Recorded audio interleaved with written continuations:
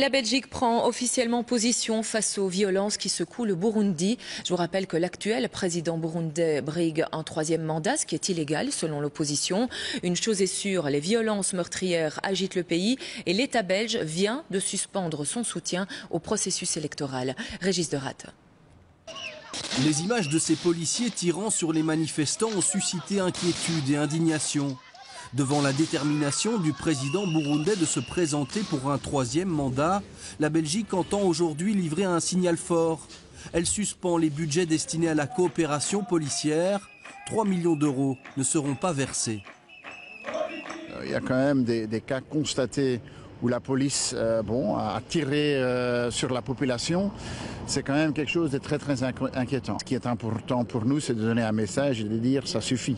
On ne va pas continuer à supporter quelque chose qui mène à une situation d'insécurité et de violence à l'envers la population burundaise, comme on l'a vu les semaines passées. La Belgique ne versera pas non plus 2 des 4 millions d'euros qui devaient servir à organiser les élections. Je pense que dans les circonstances actuelles, quand l'Europe nous dit que ce n'est pas des élections libres, c'est difficile pour nous d'aller financer des élections dont on sait qu'ils ne se déroulent pas de la manière que ça devrait se passer.